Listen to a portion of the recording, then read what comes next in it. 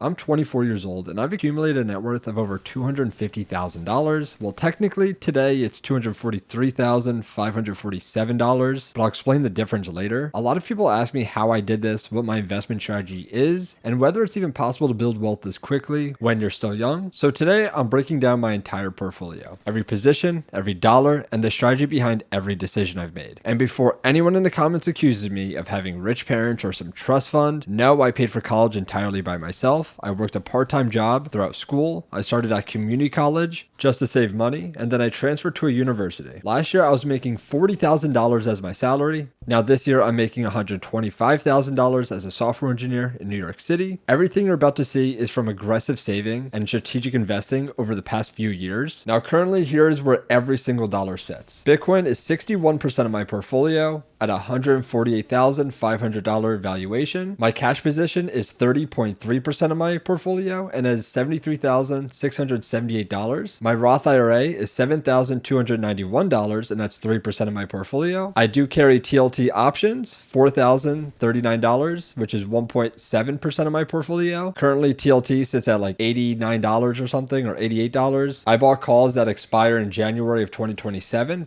Because I expect rates to fall faster than anticipated. And if this play does work out, I think it can hit $94 for TLT, which would give me a gain or break even about. And optimistically, I'm hoping for $103 TLT. This would actually give me a massive gain on this option. In my 401k, I have $3,077, which is 1.3% of my portfolio. I hold VGT, which is 0.6% of my portfolio, $1,382. NVIDIA, which is $1,209, 0.5% of my portfolio. VOO, which is $936 and 0.4% of my portfolio. Meta, which is $846 and 0.3% of my portfolio. VUG, which is $770 and 0.3% of my portfolio. Microsoft, $710, which is also 0.3% of my portfolio. Google, which is $569, 0.2% of my portfolio. Apple, which is $305, 0.1% of my portfolio. And AMD, which is $235, 0.1% of my portfolio. That all adds up to $243,547. Not the $250,000 that I may have said earlier, but the $6,500 difference comes with some reasoning. First of all, I booked a trip to Thailand with my girlfriend, and that's going to be for 3 weeks. $3,200 went into that. I'm paying for both of us, covering flights, accommodations, and domestic travel within Thailand. And also, Bitcoin took a dip since I last calculated my net worth, so there was a little bit of adjustments made there. But overall, that Thailand trip is exactly why I'm building my wealth. My purpose isn't to have the biggest number in my account right now. It's to have the freedom to travel and live anywhere I want. And this is my first time going abroad in over 17 years, and this is her first time going abroad ever. So I know the Bitcoin position you guys are the most curious about. Let's address this because I know it's the most controversial position too. I have $148,500 in Bitcoin, 61% of everything I own in this one asset. Most financial advisors would absolutely think this is insanity, and the standard advice is maybe 5% in crypto, if you're being aggressive even, and I'm at 61%. So first of all, I first started purchasing crypto 2017. I made like $100 during that bull run. I had no money to play with, so that's that. After that, I was working and I accumulated up to $3,000 in Bitcoin during the 2020 bull cycle. That $3,000 grew up to be $30,000. $15,000 went into a car because I needed one. My other one caught on fire actually. And the other $15,000 went into a future Bitcoin position, which is the current bull cycle. And that $15,000 grew into that number that you see today.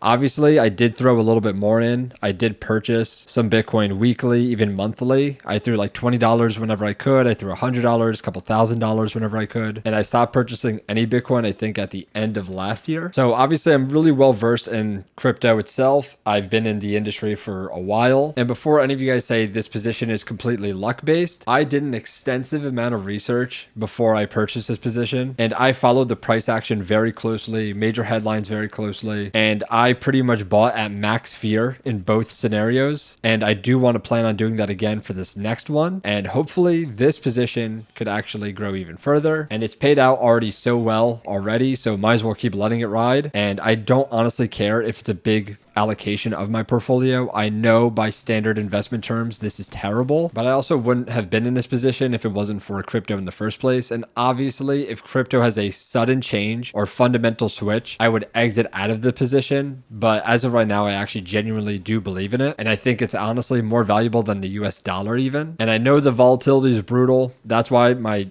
$6,500 drop in my net worth even happened. And most of it was all just from this past week alone. You also have to remember I'm 24 years old and have an extremely high risk tolerance and decades to recover if this ends up going to zero. This is pure long-term speculation, but it's just what I like to do with my money. My plan this year is to sell Bitcoin later in Q4 of this year or even Q1 of 2026 and then rebuy when we approach lower levels. I think we're in a bull run now, which obviously we have been in, and I want to take the profits before the next crash. Then I'm going to reallocate those assets across my entire portfolio when prices do get better. And would I recommend this allocation to everyone? Absolutely not. But for my situation, young, high income, for now, a clear purpose, this is what works for me. Now for the cash position, I have $73,678, which is around 30% of my net worth. This seems crazy high, and it really is, honestly. Earlier this year, I sold my entire stock portfolio. And if you're asking if it was during the April crash, it actually wasn't. It was during February. So I actually missed that crash entirely. And I did buy a little bit of the dip, but not really. I kind of wish I bought more. So I missed out about on 8 months worth of gains. But in the grand scheme of things, it's not terrible, especially considering what I did with that cash instead. Now that I have a high income salary, I put $1,000 per week back into stocks, slowly building back those positions. I've also invested in a lot of short-term opportunities that wouldn't have been possible if all my money was locked in the index funds like it was before. For example, I bought ETH at $100 and sold at $125. Later, it peaked at $180, but hindsight is 2020, and a gain is still a gain.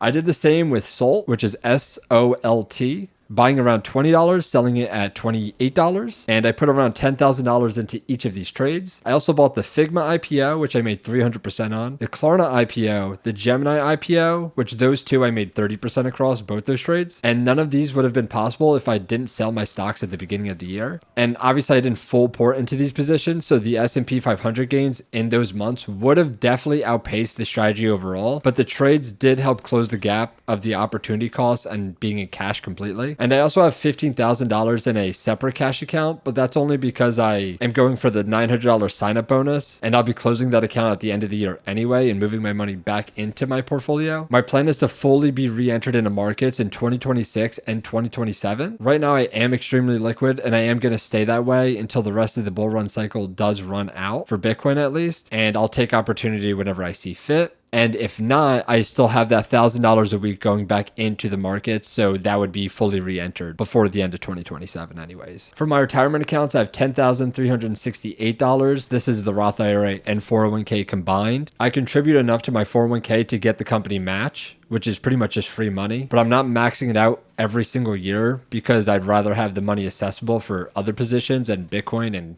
my current cash position. Previously, I was only making $40,000. So putting all that money into investment accounts, like for example, I get a 6% match. 6% of 40,000 is not a lot. So I'd rather have just held that in cash. That's why I only started these accounts this year alone. And one thing I would have done differently is probably started these accounts earlier. My thinking wasn't terribly wrong, obviously, but I do think I would have gained more money if I did just start these accounts earlier, especially because we were in a crazy bull market. But again, hindsight is 2020, and now I do prioritize these accounts and try to max them out as much as I can. I get the 6% match on my 401k, and for the Roth IRA, I get the 7k every single year contribution limit. And my individual stock positions are really tiny and only about 3% of my total portfolio combined. Obviously, before at the beginning of the year, it was much higher than this, but as Bitcoin grew and as my net worth grew, this position just naturally shrinks. And also, since I did sell a massive portion at the beginning of the year, all these positions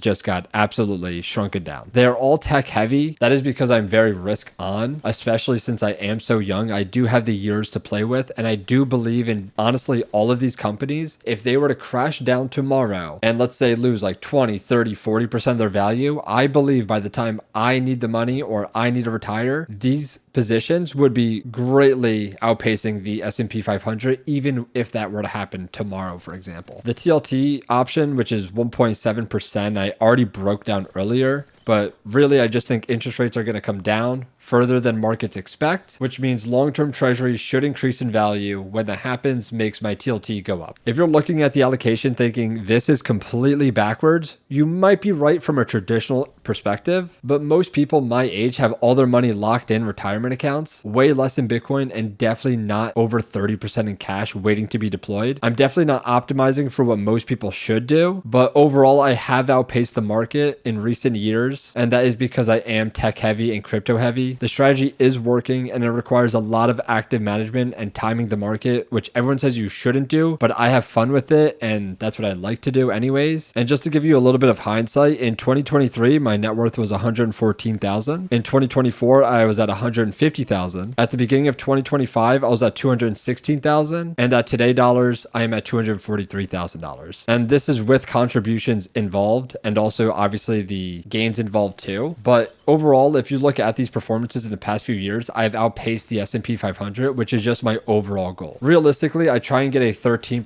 CAGR. If you don't know what CAGR is, honestly, just look it up, but it's pretty much the best way of calculating growth rate. Now, here are the things that I should have done differently, just so you guys can learn and get some sort of takeaways from this video. I probably shouldn't have sold my entire portfolio at the beginning of the year. I would have just scaled back slightly, or instead sold at a rolling period instead of just all at once, because I did do it all in the same day. And I would have started my Roth IRA and 401k contributions earlier, but now that I have a real salary, these moves matter more. And yes, I did lose a couple of years of compound growth, but I was also not making much anyway, so the percent difference is not that much. But the biggest thing that I did right was starting early and being consistent with investing. Even when I was making $40,000, I was saving and investing whatever I could after paying for school, after paying for my car insurance, after paying for my phone bill, after paying for groceries and living expenses. Now that I'm at $125,000, I try and keep my expenses low, and I do go over my salary in a previous video in my budget breakdown. Now that I have that, I can accelerate everything even faster. And for the people starting out, if you're watching this thinking I could never save $250,000, remember I graduated at